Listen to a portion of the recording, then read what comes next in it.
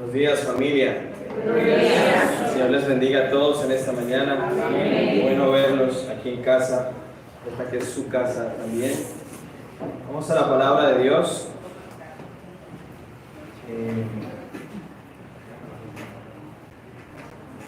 Abra su Biblia. Si puede a la altura de su rostro, que se vea. En el capítulo 15 de Mateo.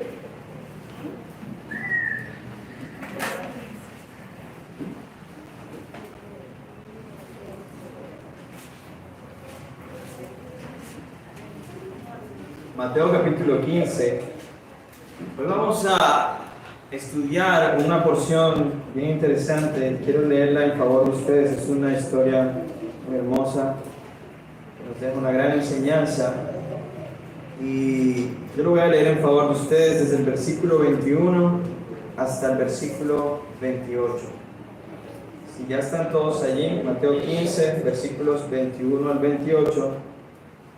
Leo en favor de la iglesia y les ruego por favor atención absoluta a esta que es la palabra de Dios. Y dice así: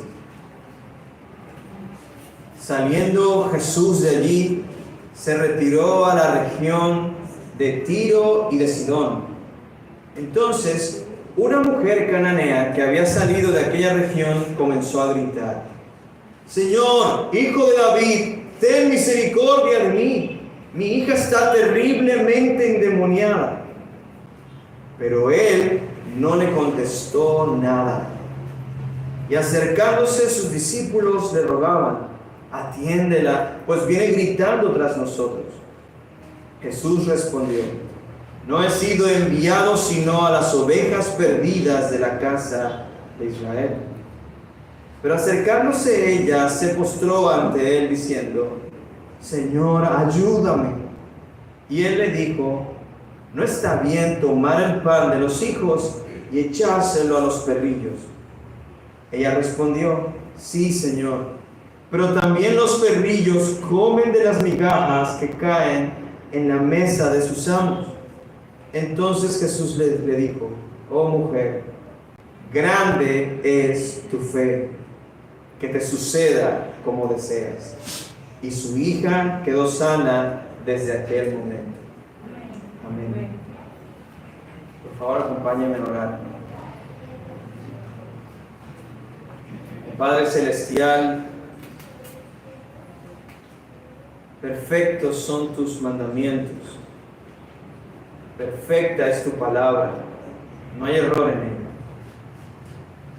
Porque tú la inspiraste y se ha convertido, Señor, como en un martillo que rompe el corazón más duro. Al leer tu palabra, Señor, y al meditar en ella, hoy deseamos que rompas el duro corazón de todo aquel que está en este lugar y que escucha tus palabras.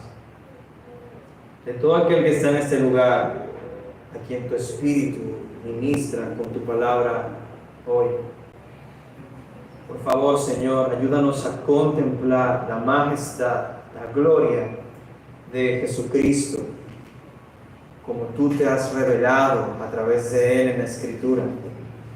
Abre nuestros ojos para que podamos contemplarlo a Él de una forma más profunda, de una forma más real, que hoy podamos conocer a Cristo más. Ayuda al predicador para que exponga bien, para que trace bien la palabra de verdad. Y danos oídos para oír, corazones para guardar tu palabra en nosotros. En el nombre de Jesús nuestro Señor te lo pedimos. Amén y amén.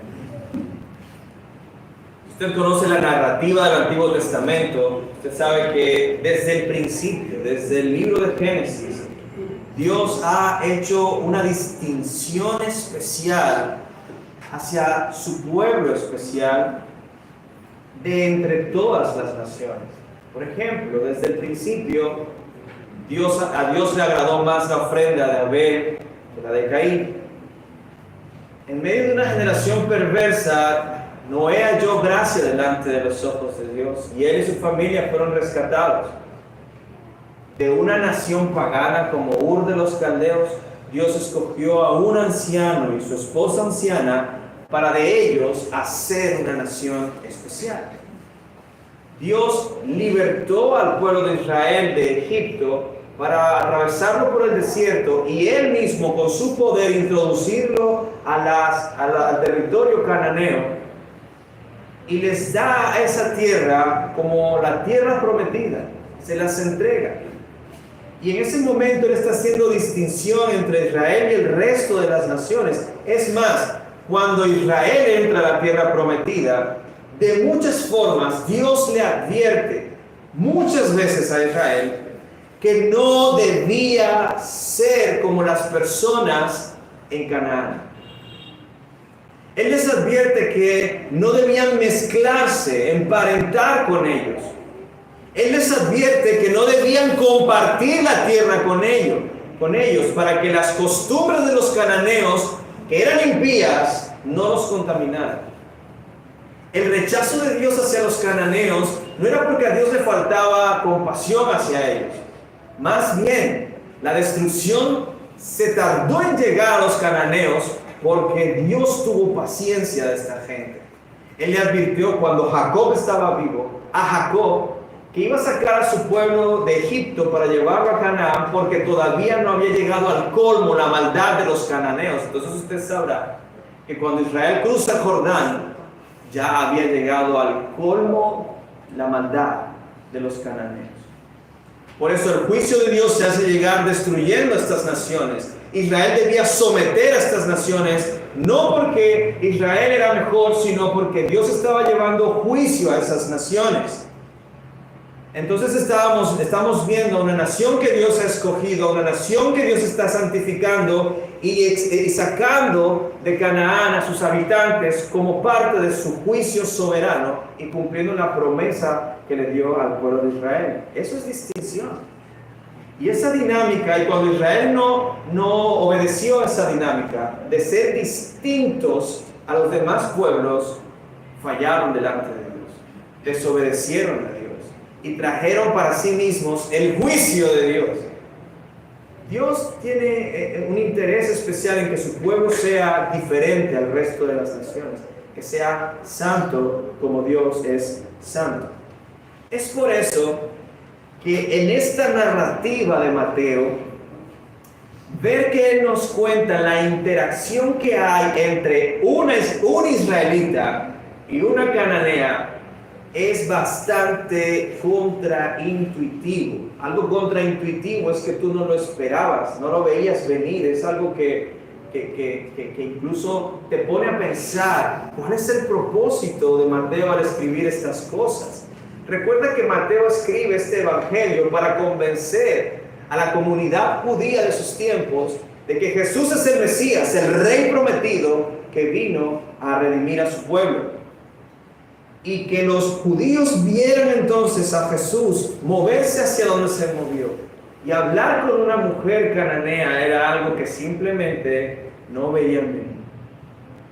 Por eso he titulado este sermón El Hijo de David y la cananea, porque esta interacción que Mateo nos deja conocer en esta narración nos muestra la esencia del reino de los cielos, que vino no solo a traer salvación a la nación de Israel, sino también a todas las naciones de la tierra, porque será su pacto con Abraham.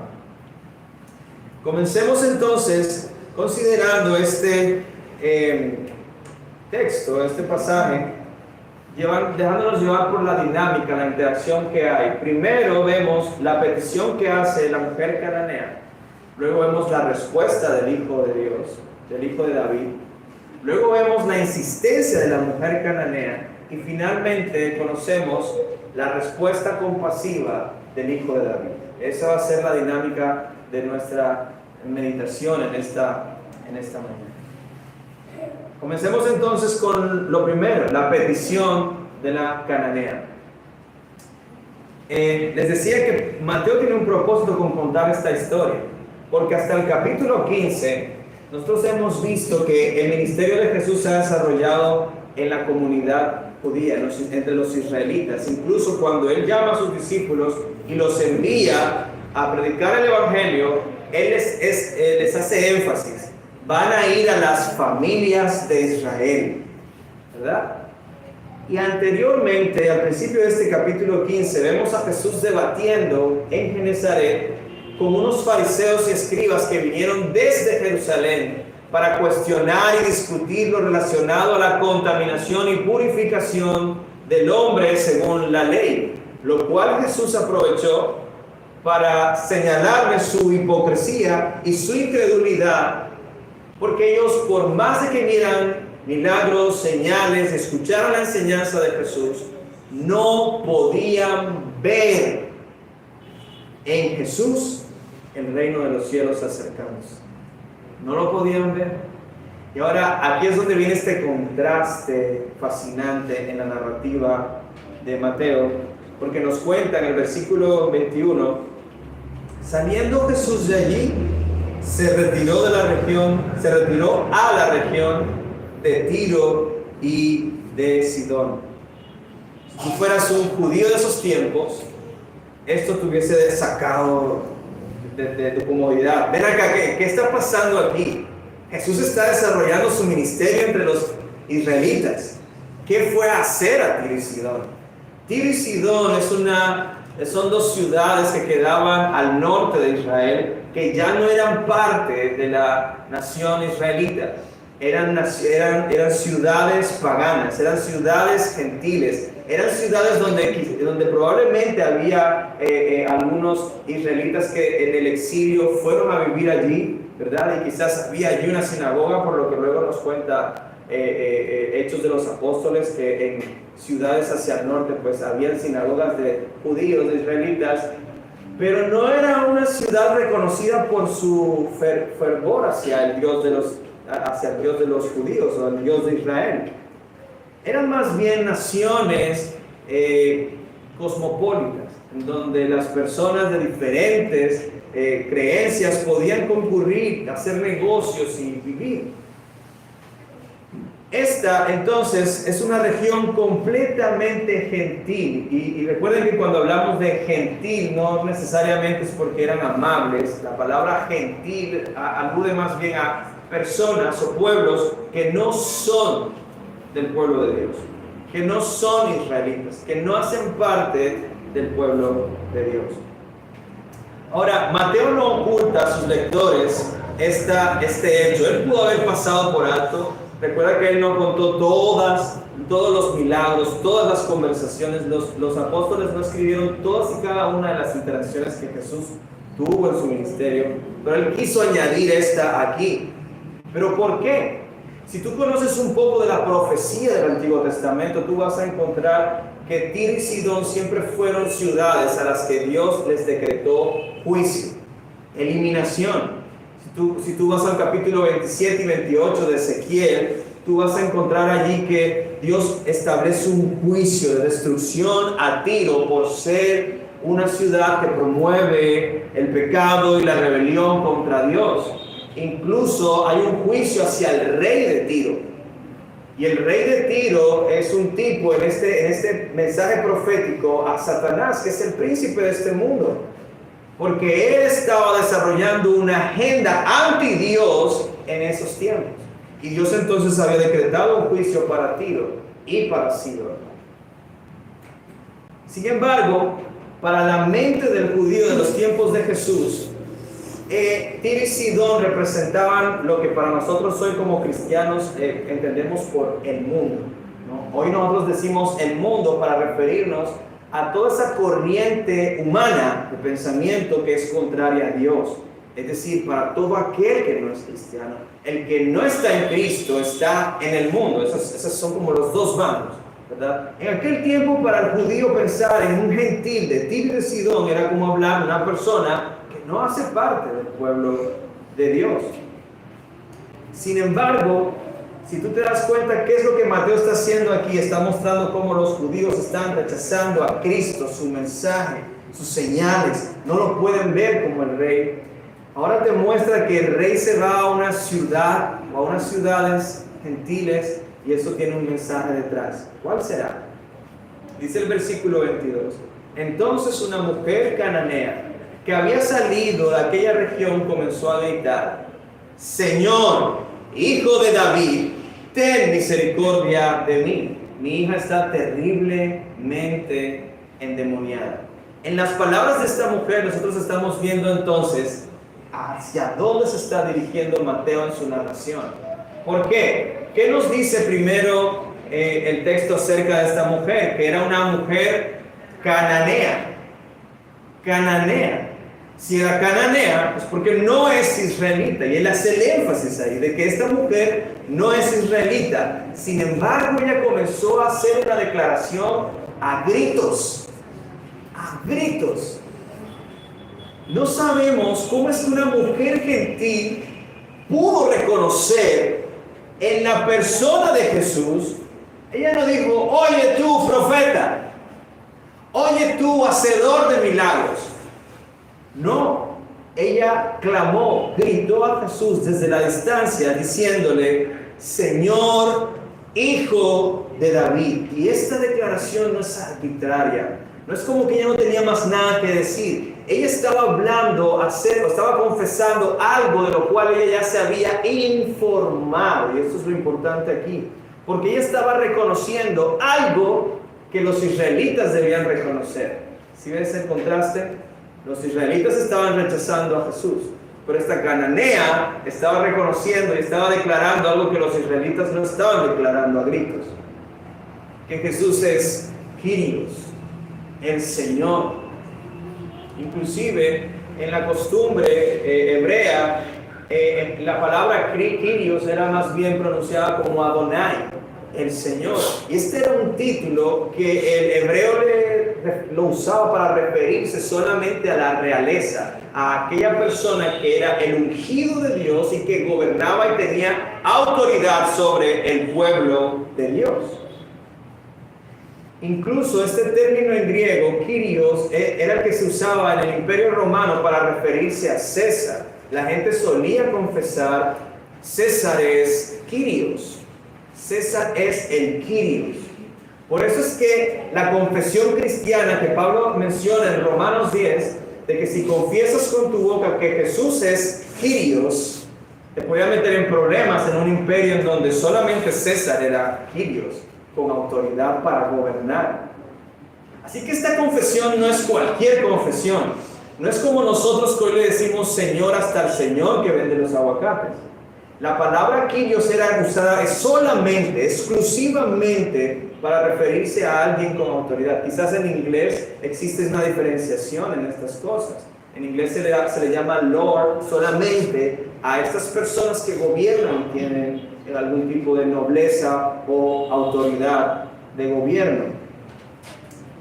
Sin embargo, ella no solo se queda con el título hacia Jesús de Kyrios, sino que también está diciendo: Kyrios, hijo de David, Señor, hijo de David. Y esta es una referencia específica al Mesías. Este no es cualquier señor, este no es cualquier gobernante. Tú eres el hijo de David, que Dios dijo que iba a gobernar e iba a traer redención a su pueblo.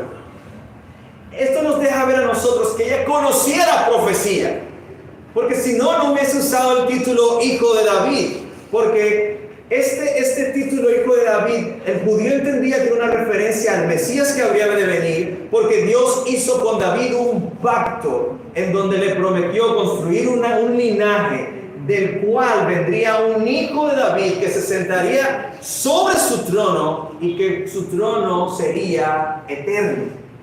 No fue Salomón, no fue Roboam, no fue ninguno del linaje de David, sino hasta Jesús, que pudiésemos decir que en él se cumplió perfectamente esta promesa del trono eterno, que solamente era para el hijo de David. Vemos entonces que esta no es una declaración improvisada. No es como que ella se estaba buscando algo para ver qué le decía a Jesús. No, ella estaba informada con las profecías de la Escritura. Y ella pudo reconocer en Jesús la identidad de aquel que vino a cumplir la profecía. Oh hermanos, esto es más que información. Esto es más que información. No es solo conocer la Escritura, es que la Escritura transforme mi manera de ver la realidad. Porque, listo, la mujer cananea tenía un entendimiento claro acerca de la cristología en el Antiguo Testamento. Sabía más acerca de la relación con Jesús que muchos cristianos hoy, digo relación de Jesús con el Antiguo Testamento, que muchos cristianos hoy. Sin embargo, ¿para qué usa ella ese conocimiento? Y aquí es donde la doctrina deja de ser simple información y transforma nuestra realidad. Porque ella se acerca al Señor, Hijo de David, para clamar a gritos, rogándole que tenga misericordia de ella. Ella está describiendo la realidad que su hija está viviendo. Ella le dice a Jesús que su hija está terriblemente endemoniada. Para mí, que si yo hubiese dicho está endemoniada, eso a mí me hubiera turbado. A mí me dicen, Andrés, vamos a visitar a una persona que está endemoniada para que ore por ella. A mí me daría terror. Pero me daría más terror que me dijeran, está terriblemente endemoniada. No era cualquiera posesión, era un asunto de tinieblas bastante marcado en la vida de esta mujer, en el sufrimiento de esta mujer. Pero esto lo único que nos revela a nosotros es que ella estaba viendo a Jesús de una forma mucho más allá de un gobierno terrenal. Ella está reconociendo que este Señor, Hijo de David, posee la autoridad de Dios, delante de la cual aún las tinieblas tiemblan y huyen. Si alguien podía ayudar a su hija terriblemente endemoniada, era este hombre. Nadie más. Ella estaba reconociendo que Jesús era el Mesías y que Jesús era Dios. Hermanos, y si hemos entendido el punto de Mateo, esto debe abrir nuestros ojos y confrontarnos a nosotros mismos con el entendimiento que nosotros tenemos acerca de la persona de Jesús. Y aquí quiero hacer una pausa para preguntarte, ¿quién es Jesús para ti? ¿Qué es Jesús para ti? Cuando tú oras, ¿cómo te diriges hacia Él? ¿Cuál es tu manera de referirte y de tener comunión con Jesús? Y lo digo porque esta mujer está en sus palabras evidenciando no solo un correcto entendimiento, sino una actitud de vida hacia lo que ella entiende que Jesús es. Es el Rey. Es el Rey de Reyes. Es Dios alto y sublime.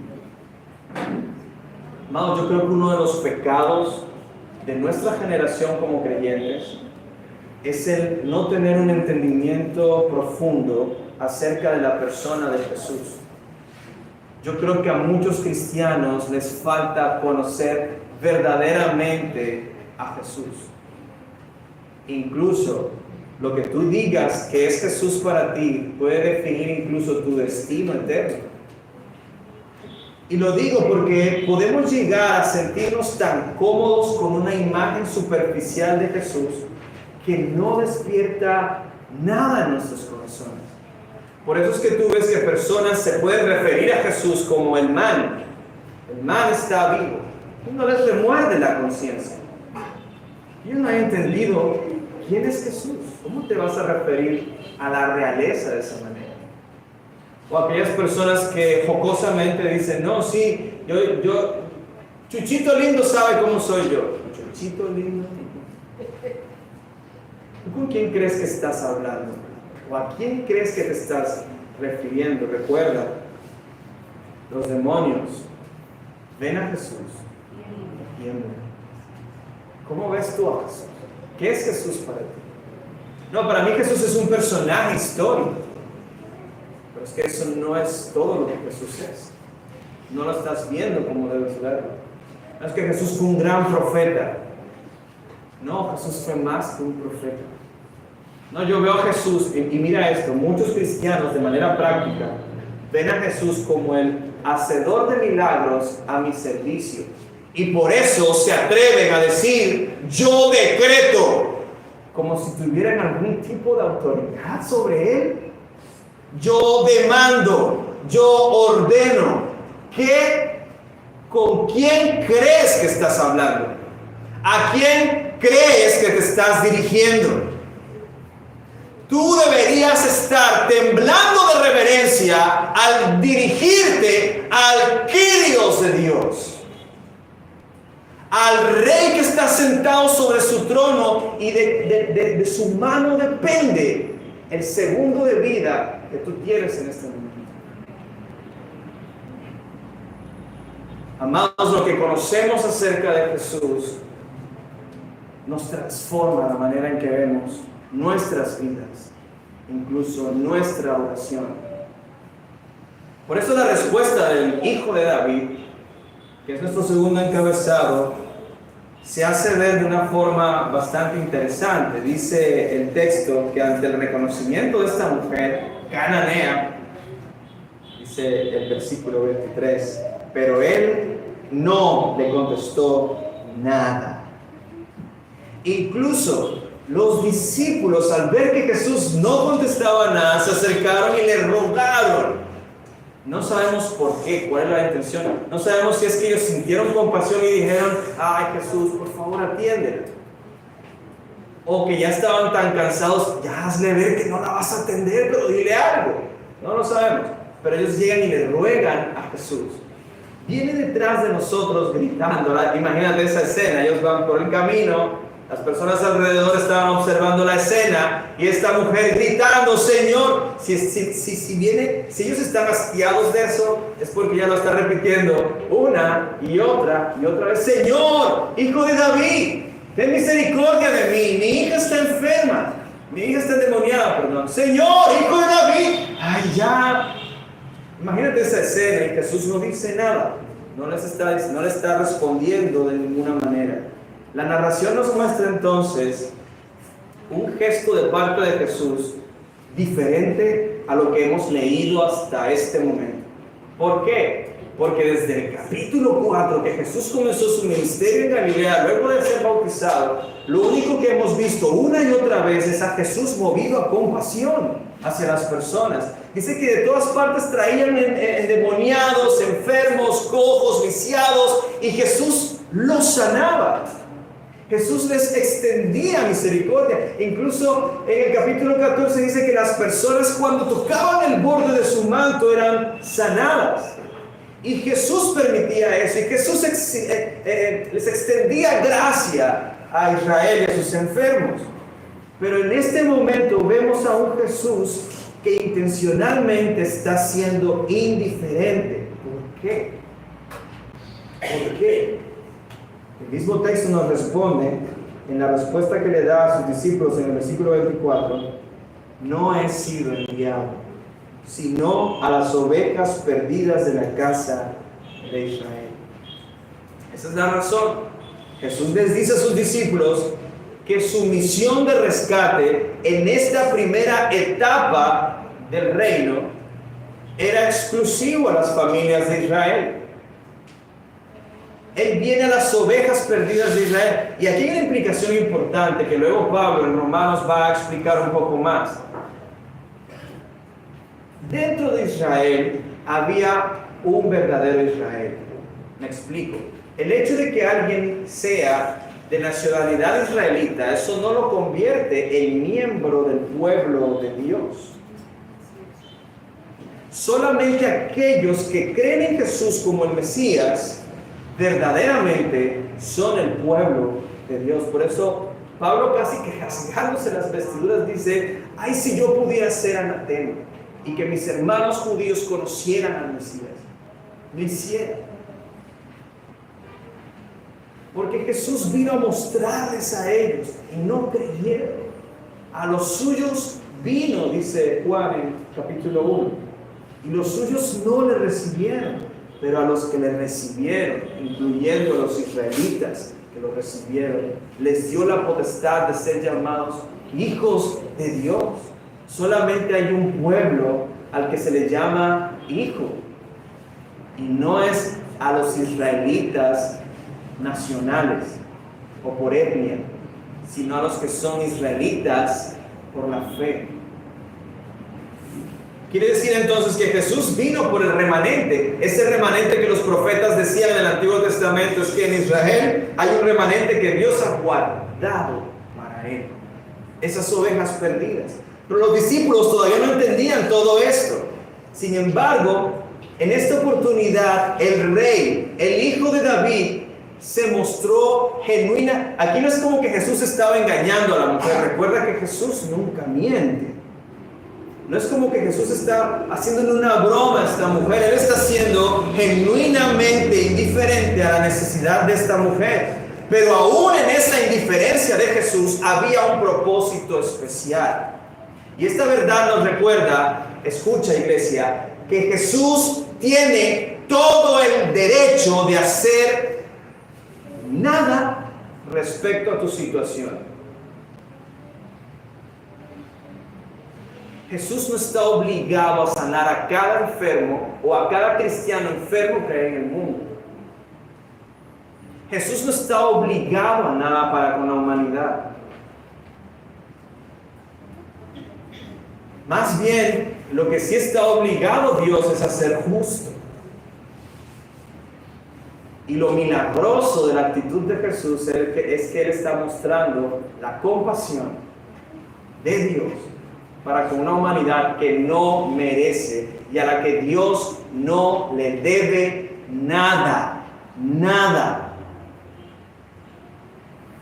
Sin embargo, amados, yo quisiera que ustedes pudieran entender y que esto transforme nuestra manera de orar incluso, porque generalmente Jesús, como Rey soberano, escucha nuestras aflicciones, nuestras peticiones, conoce nuestras aflicciones.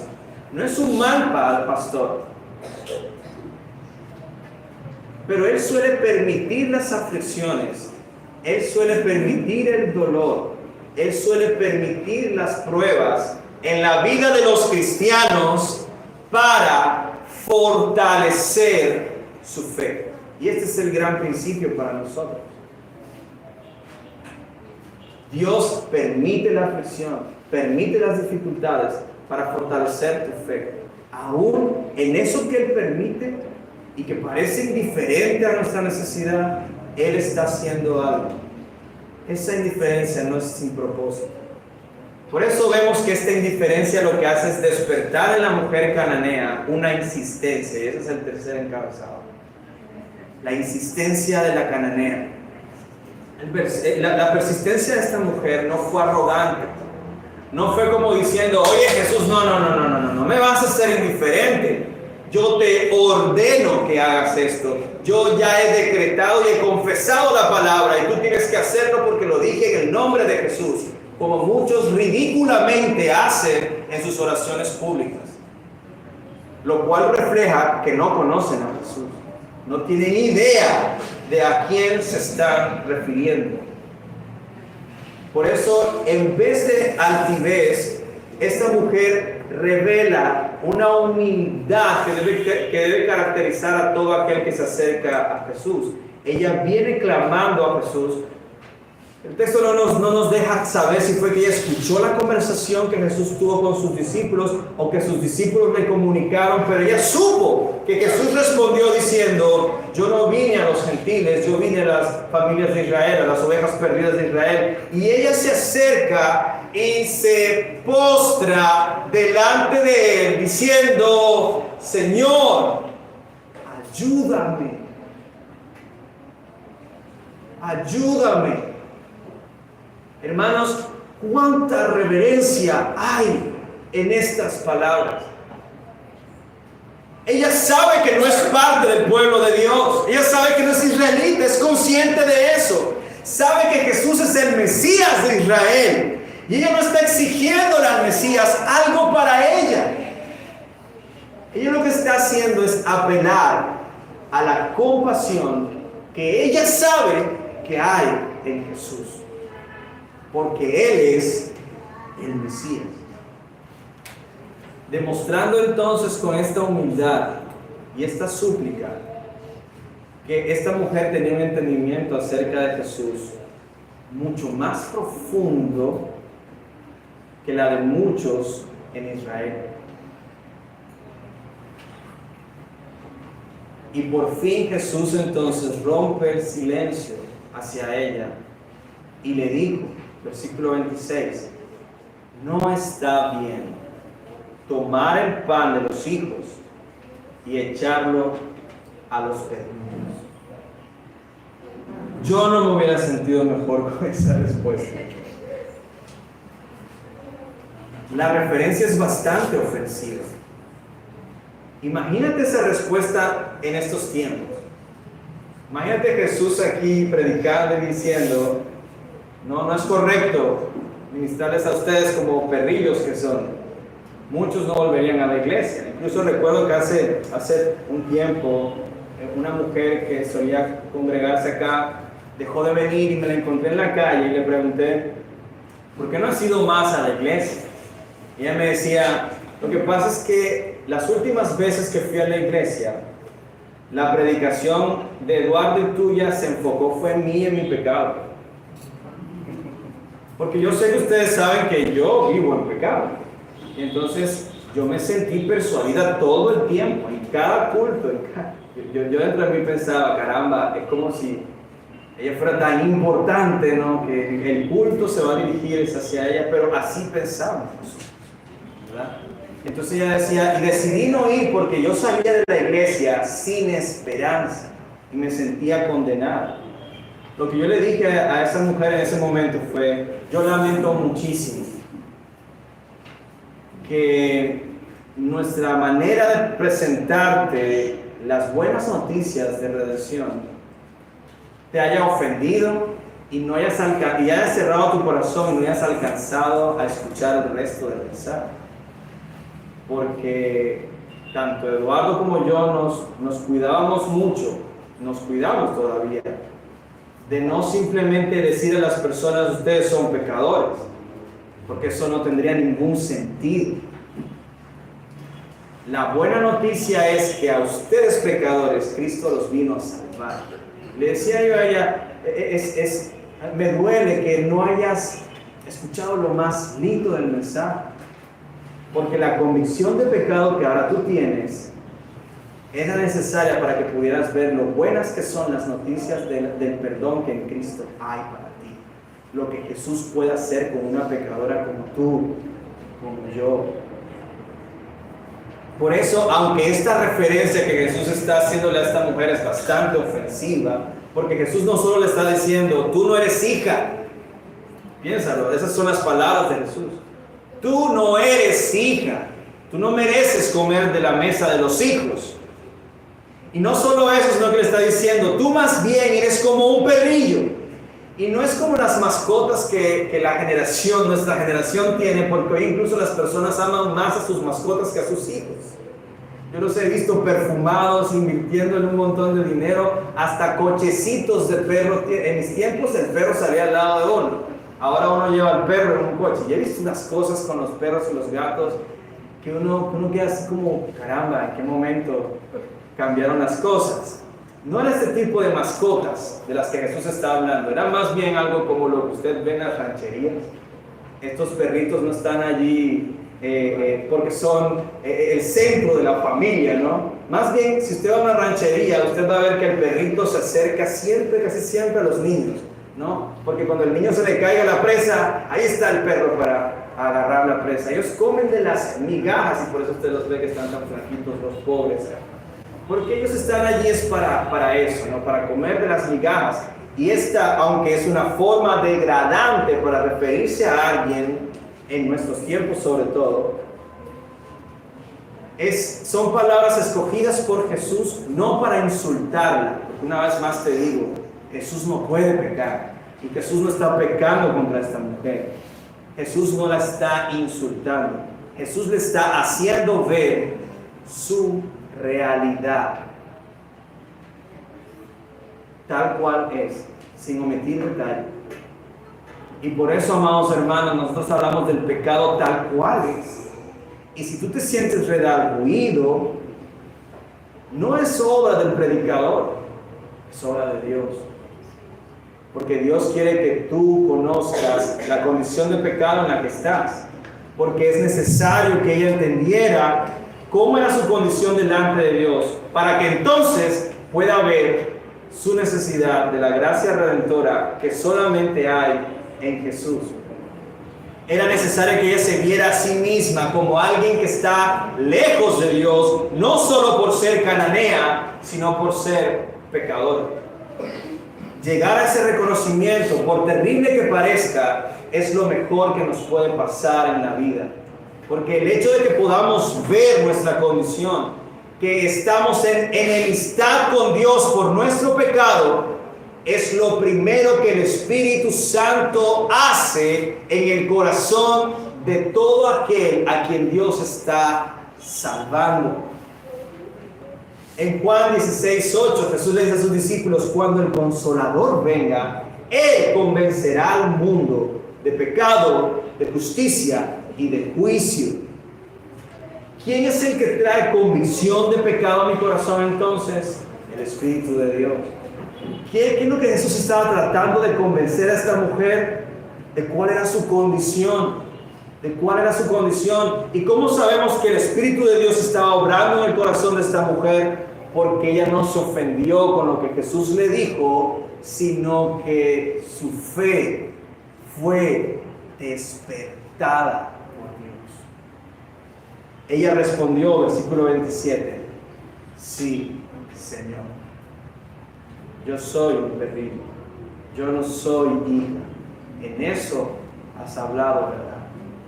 ¿Cómo quisiera que tú pudieras decir lo mismo? Sí, Señor. Yo soy un pecador. Merezco el castigo. Merezco tu ira.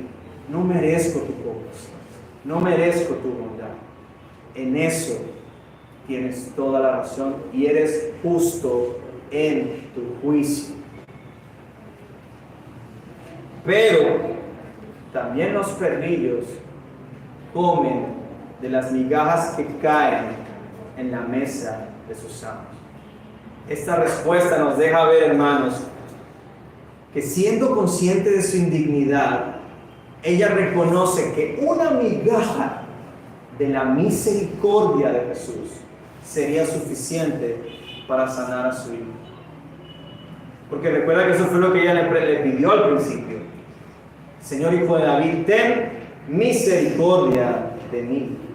Quiere decir que ella estaba viendo a Jesús de una forma que solo es posible verlo por medio del Espíritu. El Espíritu abra tu entendimiento para que veas a Cristo como aquel que si extiende una migaja de su misericordia hacia ti, tú serías eterna y completamente salvo. Así fue que fuimos salvados todos los que somos cristianos hoy. El Espíritu nos hizo ver nuestra condición corrupta delante de Dios, para luego despertar en nosotros un clamor diciendo: Señor, sálvame, que soy pecador. Perdona mis pecados.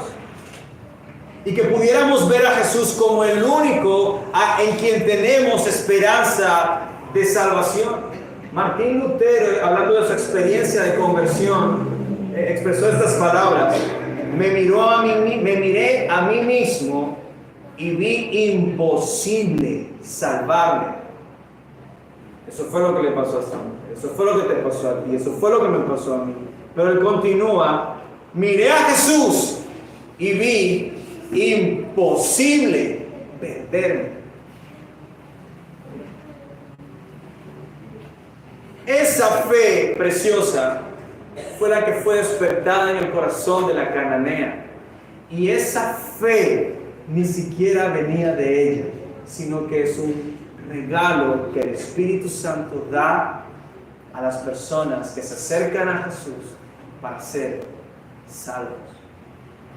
Por eso, si hay alguien aquí en este lugar que no es cristiano, has estado asistiendo, pero no te decides por entregar y rendir tu vida a Jesús, y tu excusa es: que no te sientes digno? ¿Te sientes indigno para tener una relación con Jesús? Bueno, eso es precisamente lo que tú necesitas para recibir su gracia. Sentirte indigno. Así comienza todo.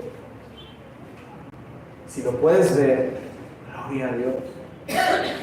Porque poniendo tu fe en Él para el perdón de tus pecados y la salvación de tu alma es que puedes ser salvo. Por eso mi invitación para ti es que vengas a Cristo hoy. Cree en Él como tu Señor y serás salvo. Eso es todo. Ante la respuesta de esta mujer, el texto, la historia de hoy termina con la respuesta compasiva del Hijo de David. Dice el versículo 28, entonces Jesús le dijo, oh mujer, grande es tu fe, que te suceda como deseas. Y su hija quedó sana desde aquel momento. Amados, todo este dilema, toda esta circunstancia, toda esta conversación, todo este subir y bajar que enfrentó esta mujer, Jesús lo permitió para que ella pudiera verlo de una forma más real y cercana. Para ella, que no era pueblo de Dios, la migaja de su misericordia era suficiente, evidenciando así la fe humilde que caracteriza a los verdaderos cristianos, a aquellos que son verdaderamente el pueblo de Dios. Y por eso Mateo incluye esta historia, para que nosotros sepamos que después de la cruz, Jesús expande el alcance de la redención de tal manera que ser parte del pueblo de Dios ya no se limita a pertenecer a una etnia, a ser del linaje de Abraham. Porque los que fueron salvos, aún en el Antiguo Testamento, lo fueron de la misma forma en que esta mujer lo fue. Por la sola fe en Jesús. Nada más. Abraham fue salvo por fe. Jacob fue salvo por fe. Cada uno de los israelitas que pertenecen al pueblo de Dios fueron salvos por la fe en el Mesías. Así que Mateo nos muestra en su testimonio que Jesús ya tenía en su agenda expandir el alcance de la redención hacia todas las familias de la tierra. Recuerda que él le dijo eso a Abraham: en tu simiente, hablando del Mesías, en tu simiente serán bendecidas todas las familias de la tierra. Por eso el Evangelio de Mateo termina con Jesús diciendo a sus discípulos: toda autoridad me ha sido dada en los cielos y en la tierra. Por tanto, vayan, prediquen el Evangelio, hagan discípulos de todas las naciones de la tierra. Es decir, lleven salvación y gracia a todos los confines de la tierra, para que todo aquel que crea y pueda ver a Jesús como Rey, el Rey rescatador que necesita su alma, puedan ser salvos. Amados, que esto transforme nuestra manera de ver a Jesús. Y que si tú eres creyente puedas entender que tu entendimiento de Jesús define en muchos sentidos no solo tu vida aquí, sino la eternidad con Dios. Que el Señor nos conceda verlo a Él como realmente es. Amén. Oremos. Padre, gracias por tu palabra, que es perfecta, sana el alma, sana el cuerpo. No hay error en ella, porque en tu palabra tú estás revelando a Cristo de formas en las que nosotros hoy necesitamos verlo y contemplarlo.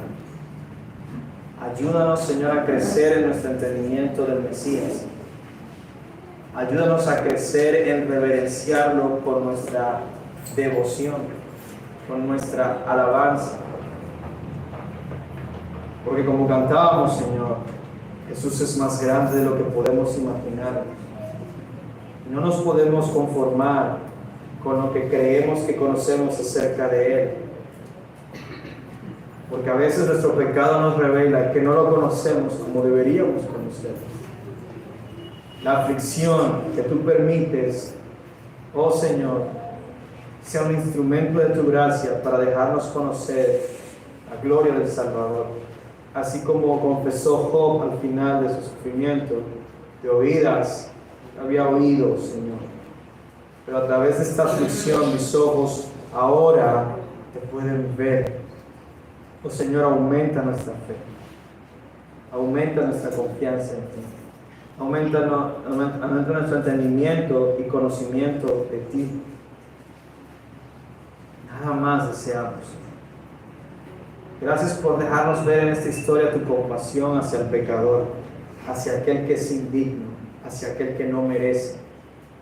Porque, oh Señor, si hay algo que este pueblo que está delante de ti hoy, en este lugar, puede decir, es que no merecemos tu gracia. Muchas son nuestras faltas.